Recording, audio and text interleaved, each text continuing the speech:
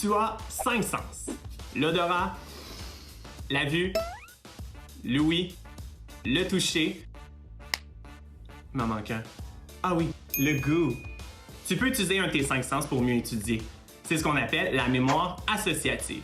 Mais aujourd'hui, je te présente mon top 3 des stratégies pour aiguiser ta mémoire. Truc numéro 1, le griffonnage. Le griffonnage, on appelle ça aussi le scribble.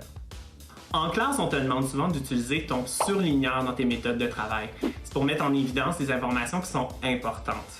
Les couleurs imprègnent des informations dans ta mémoire parce qu'elles allument, plus précisément, ta mémoire visuelle. Donc, lorsque tu reçois tes mots de vocabulaire de la semaine, prends le temps de venir surligner les particularités, c'est-à-dire les parties du mot qui causent problème. Comment faire ce griffonnage? Sur une feuille, trace à main levée une forme abstraite qui sera composée de plusieurs bulles. Referme ta ligne par la suite. Dans chacune des bulles, recopie un mot de ton choix, mais surtout d'une couleur précise. Par la suite, dans une prochaine bulle, choisis un autre mot que tu recopieras et d'une autre couleur également. Qu'est-ce que ça fait à la fin? Magie! Ainsi, ça va t'aider à mieux enregistrer et mieux mémoriser tes mots grâce aux couleurs. Tu peux le faire de différentes façons, comme sous forme de spirale, sous forme de pyramide. Tu peux même le faire sous forme d'étoile, de poney, peu importe, ça va bien aller. Truc numéro 2, l'orthographe illustrée. Pour certains mots, la couleur ne suffit pas. À ce moment-là, tu dois créer à travers le mot une image pour allumer ta mémoire visuelle. Par exemple, dans le mot échelle, ce qui pourrait causer problème sont les deux L. Première chose à faire, les mettre en couleur. Après avoir mis en couleur, on vient créer une image qui représente le sens du mot. Par exemple, nous avons le mot échelle, prenons les deux L pour créer une échelle. Le mot cœur, ce qui peut causer problème, le O et le E. Première étape, mettre en couleur.